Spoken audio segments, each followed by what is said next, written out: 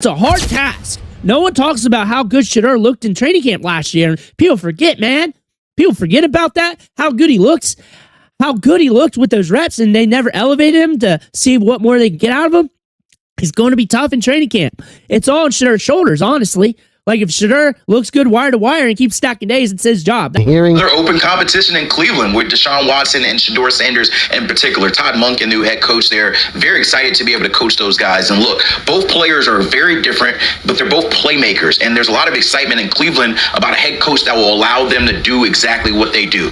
Creating plays, wide receiver and left tackle at those spots. And maybe they wait another year for quarterback and allow these two guys, Shedeur and Deshaun Watson, to be able to show what they've got. It's a hard task. No one talks about how good, if he doesn't beat him out, that's what you're looking at. So, don't skip a single second of this video. And if this story touches your heart, give it a like, subscribe to the channel, and let us know in the comments. Where are you watching from? Let's begin. I'm gonna be real with you. What you just heard? That wasn't just another training camp debate. That wasn't just analysts filling airtime. That felt different. That sounded different. Because this isn't a normal quarterback battle. This is not normal. And I need you to really sit with that for a second. We're not talking about a rookie trying to earn respect. We're not talking about a young guy slowly climbing the depth chart, waiting his turn, learning behind a veteran. No. That's how it's supposed to go. That's the script we've seen 100 times before. But this is the opposite. This is a situation where a fully paid franchise tag level quarterback, a guy tied to one of the biggest contracts we've ever seen, is walking into camp with pressure on his back. Real pressure. Not media pressure, not fan noise. I'm talking about internal pressure. The kind you feel inside the building. The kind that doesn't get leaked unless something is seriously shifting. And that's what makes this whole thing feel so wild. Because insiders aren't talking like this for no reason. They're not asking, can the young guy develop? They're not saying, give him time. They're not even saying, let's see how it plays out. They're saying something completely different. They're asking if the veteran can survive. Think about that flip. That is not how this is supposed to go. And when you hear that kind of language, when you hear people who've actually been watching every rep, every throw, every decision, start talking like that, you don't ignore it. You lean in because something is changing right in front of us. And most fans, they're missing it. They're still stuck in the old narrative. They're still looking at contracts, resumes, what someone did 3, 4, 5 years ago. They're still thinking this is about reputation. But football doesn't work like that. Not in that building, not on that field. In that locker room, it's about what you are right now. Today. This rep, this throw, this moment. And if there's even a hint, just a hint, that the younger guy is matching you, pushing you, making it uncomfortable, that's when things start to shift. Quietly at first. Conversations behind closed doors. Coaches looking a little longer at one guy. Teammates reacting a little differently. Energy changing in ways you can't fake. And that's exactly what this feels like. Not hype, not noise. A takeover in progress. And I know that sounds crazy. I know it sounds dramatic, but go back and listen again. Go back and hear how they're talking about this situation. This is not normal. This is not how it's supposed to go. And when something like this starts building, when a young quarterback isn't just competing but threatening, really threatening to flip the entire order, that's when you have to ask yourself one question. Are we watching a competition? Or are we watching the beginning of a complete power shift that could redefine everything for this franchise? Because if this keeps going the way it's going, this isn't just a battle. This is a warning. Let me take you inside that building for a second, because what's happening on the outside, that's only half the story. The real story lives in the locker room. And trust me, the locker room always knows first. See, from the outside, this looks like a standard depth chart battle. Veteran at the top, rookie trying to climb, coaches preaching competition, media calling it open. That's the safe version. That's the version everyone can agree on. But inside that building, it's never that simple. Because when you break this down, scheme, coaching philosophy, player fit, you start to see a very real split forming. On one side, you've got stability, experience, a quarterback who's been in the league, who's seen defenses, who understands how to manage games, at least at his peak. That's what coaches are supposed to trust. That's what organizations usually lean on when things get uncertain. But on the other side, you've got possibility. And possibility is dangerous. Because possibility doesn't come with limits. It doesn't come with baggage. It doesn't come with, we've seen this before. It comes with upside, with energy, with that feeling that something bigger might be sitting right there in front of you. And coaches feel that. Especially a coaching staff that's trying to build something new.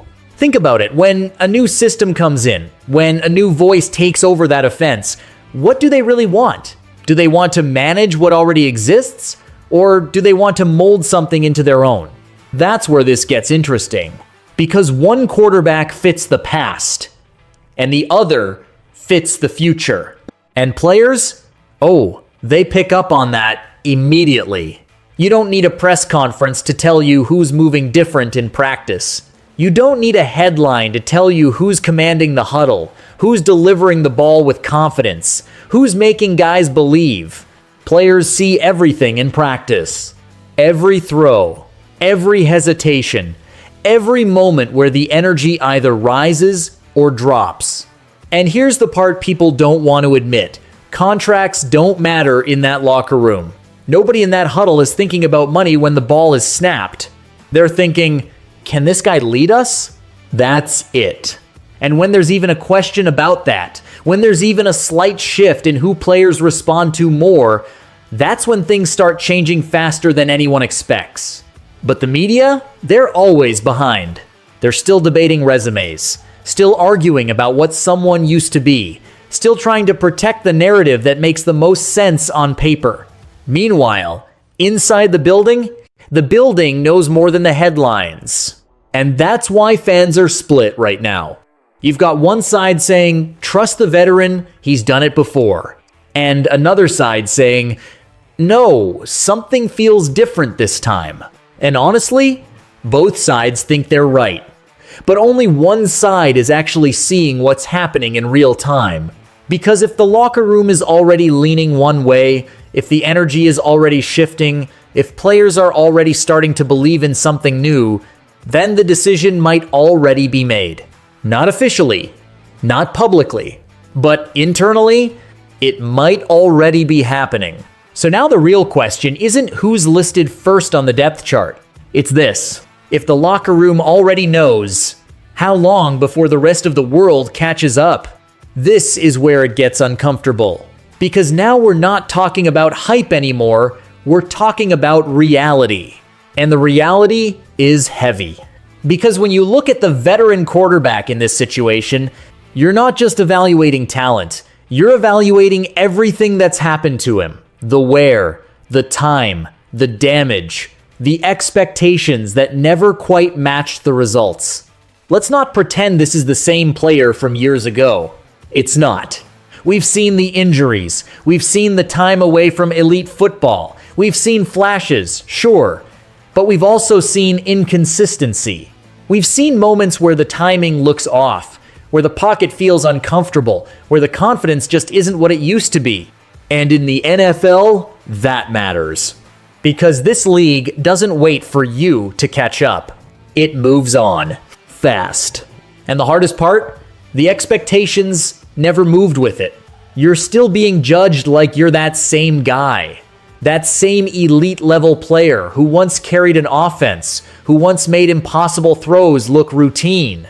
That version of you still exists in people's minds. But on the field, it hasn't been consistent. And fans feel that. They might not say it directly, but you can hear it in the frustration. You can see it in the reactions. Every incomplete pass feels louder. Every missed opportunity feels heavier. Because now, it's not just about performance. It's about proving you still belong. And while all of that pressure is building on one side, look at what's happening on the other. Because the young quarterback, he's walking in with momentum. He's not carrying the past. He's not answering for old performances. He's not trying to prove he still has it. He's trying to show what he can become. And that's a completely different kind of energy. That's freedom. Freedom to make mistakes. Freedom to grow. Freedom to take risks without the entire world collapsing on one bad throw. And when you combine that freedom with confidence, with natural ability, with that hunger to prove people wrong, that's dangerous. Because now you've got two completely different realities colliding in the same room. One is trying to hold on. The other is coming to take it. And in that kind of environment, every single moment gets magnified. Every throw matters. Every rep matters. Every mistake matters. You miss a read? It gets noticed. You hesitate in the pocket? It gets noticed. You throw behind a receiver? It gets noticed. Because there's someone right behind you, ready to step in, ready to show they can do it cleaner, faster, sharper. And that's the pressure people don't fully understand. It's not just about beating the other guy. It's about leaving no doubt. Because if it's close, if it's even slightly close, that's when things start tipping toward the future, toward the younger arm, the fresher legs, the higher ceiling. And deep down, everybody knows that. That's why this situation feels so intense. That's why it feels like something bigger is at stake. Because this isn't just about winning a starting job. This is about fighting time, fighting perception, fighting everything that's trying to move past you. And on the other side, it's about stepping into that moment and taking it without hesitation. So when you really break it down, when you strip away the names, the contracts, the narratives, you're left with something very simple. One quarterback is trying to prove he still has it. The other is trying to prove he's the future. And when those two forces collide, that's not just competition. This is survival. You can feel it starting to shift. And once you feel it, you can't unsee it. Because this is the part of the story where everything changes. This is where doubt starts turning into belief. Not because someone said it in a press conference, not because of a headline, but because of what's happening on that field, rep after rep, day after day. It starts small, a throw that just looks different, cleaner, sharper, more confident. The kind of throw where the receiver doesn't even have to adjust, it just drops right into place. Then it builds another rep, another drive, another moment where you start thinking, okay, that wasn't luck. And that's how it begins. Those flashes, those moments in practice where a young quarterback doesn't look like he's learning anymore, he looks like he belongs. And you can feel it when a player is ready. You don't need stats for that. You don't need a breakdown. It's in the way he moves, the way he commands the huddle, the way he walks back to the line like he already knows what's coming next. That's confidence. Real confidence. Not forced. Not manufactured. The kind that comes from knowing you can make every throw on the field. And once that shows up, everything around it starts changing. Teammates notice first. They always do. Because they're the ones running those routes. They're the ones catching those passes. They're the ones feeling that rhythm, that timing, that trust building in real time. You start seeing little things. Receivers finishing plays harder. Linemen locking in a little more. Guys rallying around him without even realizing it. That energy, it spreads fast. And you can see it in how teammates react. That's when you know it's real. Then comes the coaching staff. Because coaches can ignore hype, but they can't ignore consistency. If a quarterback keeps stacking days, good decision after good decision, clean reads, strong throws, no hesitation eventually, you have to look at it differently. You have to start asking yourself, what do we really have here? And that's where it gets dangerous. Because now it's not just about development anymore. Now it's about opportunity. Because some players don't wait their turn. Some players don't sit quietly and hope the moment comes to them. They take it. They force the conversation. They make it impossible for coaches to look away. And that's exactly what this feels like right now. A young quarterback who isn't asking for permission, he's demanding attention. And you can see the shift happening in real time. Fans are starting to believe. You hear it in the conversations. You see it in the reactions. That curiosity turning into excitement. That excitement turning into expectation. And once fans start believing, that pressure builds everywhere. Because now it's not just inside the building. Now it's outside too. Now it's louder. And when you combine that with what's already happening in practice, with what teammates are feeling, with what coaches are starting to notice, that's when everything flips. That's when a competition stops being equal. That's when one side starts pulling away. And once that shift happens, there's no going back. This is the moment where you stop looking at it as a battle and start recognizing it as a turning point. Because we've seen this story before. Not the exact names, not the exact situation, but the pattern, it's undeniable. A young quarterback starts showing flashes. At first, it's subtle, easy to ignore. Then it builds, confidence grows, teammates respond, coaches start paying attention. And before you even realize it, the conversation changes. We've seen it with guys like Jalen Hurts, doubted early, questioned constantly, and then suddenly, he wasn't fighting for a role anymore. He was leading a team. We've seen it with young players who weren't supposed to take over this fast, who weren't supposed to shift the balance this quickly. But that's how this league works now. This is how eras change. It doesn't happen slowly. It doesn't happen politely. It happens when someone steps into the moment and refuses to give it back. And that's what this feels like. Because when you zoom out and look at the bigger picture, this isn't just about one starting job. This is about direction, identity, the future of an entire franchise. One path keeps you tied to what used to be. The other pushes you toward what could be. And at some point, every team has to make that choice. That's why this moment matters so much. Because if the young quarterback takes this job, really takes it, not just earns it, but owns it, then everything changes. The offense changes. The energy changes. The timeline changes. Now, you're not trying to survive the season. Now you're building something. And the crazy part? The signs are already there. You don't get this kind of momentum by accident. You don't get this kind of reaction from teammates, from coaches, from people inside the building, unless something real is happening. Which is why I keep coming back to the same thought. We've seen this story before. And every time it plays out like this, it ends the same way. A new leader emerges. Not because he was handed the role, because he took it. And when that happens, everything else falls into place after.